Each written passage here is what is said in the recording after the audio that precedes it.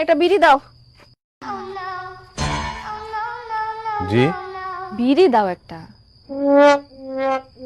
আপনি বিড়ি খান? তো এখন থেকে খাই নাকি, ছোটবেলা থেকে খাই, অভ্যাস হয়ে গেছে না, এখন ছাড়তে পারি না। দাও।